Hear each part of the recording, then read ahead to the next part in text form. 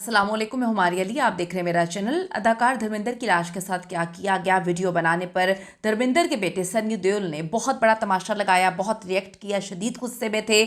बात जायदाद की नहीं है, जायदाद से बढ़कर बहुत आगे की गेम है जी। हेमा मालिनी के मुकम्मल बाइकॉट का ऐलान किया गया है। ये ऐलान उनके मरने के तीसरे दिन ही कर दिया गया था। जो झगड़ा है इसकी असल वजह खुल के सामने आ चुकी है। सनी देओल की एक और वीडियो लीक हुई है।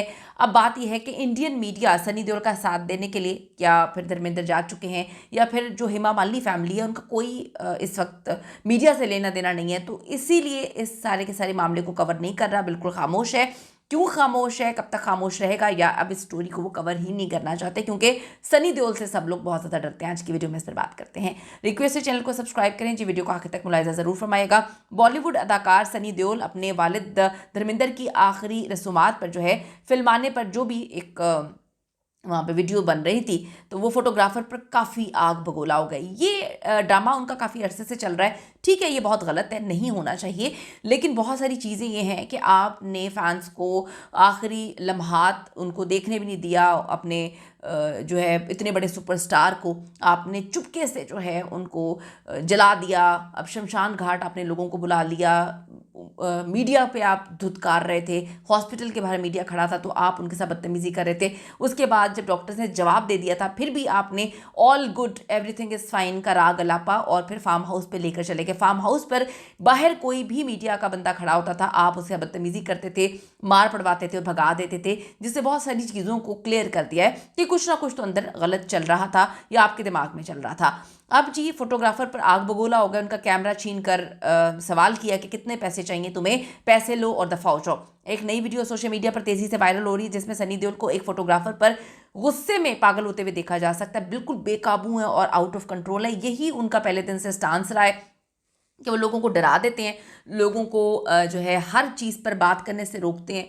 इसी वजह से इंडियन मीडिया ने चीज़ों को सही अंदाज में कवर नहीं किया कि जाने वाला तो चला गया, हेमा मालिनी और उनकी बेटियों को किसने जानना है, वो कौन सी अब काम करती हैं। तो सनी देओल ही अब करता धरता है, तो उससे वो पहले ही डरते हैं। काफ़ी तमाशा लगाया उन्होंने धर्मेंद्र के इंतकाल के बाद उनकी जो चिता की राख को पानी के हवाले करने की रस्म के मौके पर फैमिली की प्राइवेसी में मदाखलत करने पर सनी देओल जो हैं उन्होंने फोटोग्राफर पर उनका कैमरा तक तोड़ने लगे थे। काफ़ी बरहम हुए और कहा कि तुम्हें कितने पैसे चाहिए, पैसे लो और दफा हो जाओ यहाँ से। वायरल क्लिप में सनी देओल को एक फोटोग्राफर की तरफ बड़े ही गुस्से में जाते हुए देखा गया। उन्होंने इसका कैमरा हाथ में लिया और इस गमगीन सूरत हाल में भी पैसों की बात उन्होंने की, जिससे लोगों को और चीज़ें मिस्टीरियस लगी कि बात पैसे की नहीं थी। बात ये थी कि जो इतने बड़े अदाकार हैं धर्मेंद्र, उनकी आखिरी रसूमात अचानक से कर दी, आखिरी बार चेहरा भी किसी ने नहीं देखा। जो फैंस उनसे बड़ी मोहब्बत करते थे वो रो रहे थे, बिलक रहे थे, तड़प रहे थे। तो अभी भी ये पैसों की बात कर रहे हैं, तो जिससे लोगों को चीज़ें काफ़ी ज़्यादा कनेक्ट होती हुई नजर आई हैं कि ये बार बार पैसों की बात क्यों कर रहे हैं। वो कहते हैं जी पैसे लो और यहाँ से जाओ, पैसे लेकर प्राइवेसी में मदाखलत अब तुम ना करना, कितने पैसे चाहिए। उन्होंने पैसे पूछना शुरू कर दिए। शदीद गुस्से में सवाल किया, तुम्हें पैसे चाहिए ना और तुम्हें कुछ नहीं चाहिए। पहला मौका नहीं है जब सनी देओल ने मीडिया पर जो है इस तरह से एतराज़ किया हो, बदतमीजी की हो, इस तरह का रवैया अपनाया हो। इससे कबल भी धर्मेंद्र को जब हॉस्पिटल से डिस्चार्ज करके घर वापस ला रहे थे तो उन्होंने फोटोग्राफर्स के साथ काफ़ी तमाशा जो है वो क्रिएट किया था और काफ़ी डराया था फोटोग्राफर्स को। उसके बाद जो है उनका पीछा करके फार्म हाउस पर जाकर जो भी मामला हैं वो नहीं कवर कर पाए, क्योंकि उनको पता है कि सनी देओल मामलात को बहुत मिस्टीरियस अंदाज में आगे लेकर जा रहे हैं और पुलिस तक की धमकी दे दी। अब जी इस वक्त सनी देओल गुस्से में हैं, आपे से बाहर होते हुए उनको देखा जा सकता है। उन्होंने जो है फोटोग्राफर्स के सामने हाथ जोड़कर भी कहा था जब वो उनके वालिद हॉस्पिटल में थे कि आप लोग यहाँ से जाएं, शर्म आनी चाहिए, आपके अंदर कोई शर्म नहीं है, आपके घर में माँ बहन नहीं है, बाप नहीं है, बच्चे नहीं हैं, आपको शर्म क्यों नहीं आती, आप लोग बेशर्म है। ये सब कुछ उन्होंने हॉस्पिटल के बाहर कहा था।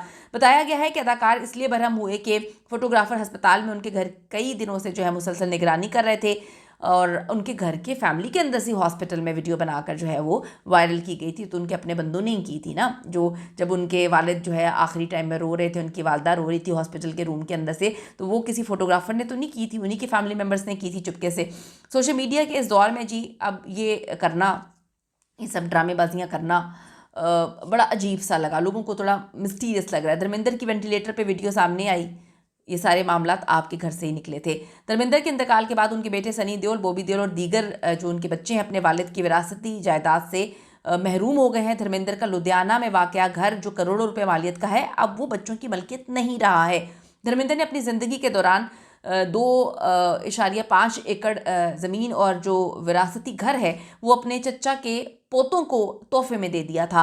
ये फैसला उन्होंने वालिद की जिम्मेदारी को पूरा करने के लिए किया था। इस जायदाद की कानूनी कागजात 2015 में धर्मेंद्र ने दस्तखत करके जो है मुंतकिल भी कर दिए थे। इस गांव में रहने वाले रिश्तेदारों के मुताबिक धर्मेंद्र ने कभी भी जायदाद की माली कीमत पर तवज्जो नहीं दी थी, बल्कि वो अपनी जज्बाती ताल्लुकात हमेशा से महफूज रखते थे।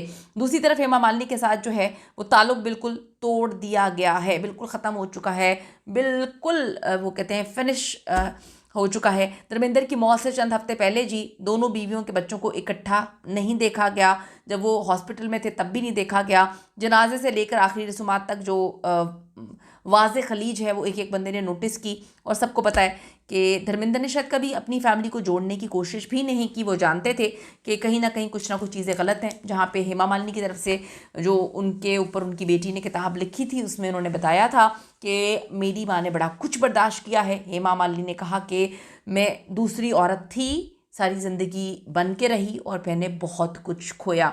कमेंट सेक्शन में जाके ज़रूर बताइएगा कि जितनी मर्ज़ी मोहब्बत आपको मिल जाए, अगर आपको रुतबा वो नहीं मिलता जो पहली बीवी का है, तो क्या वो रिश्ते सही हैं जो आप निभाने के लिए किसी की ज़िंदगी में घुसकर किसी की दूसरी बीवी बनते हैं? ये हमेशा आपको तकलीफ़ देते रहेंगे। आप ज़रूर अपनी कीमती राय दीजिएगा। See you in the next video.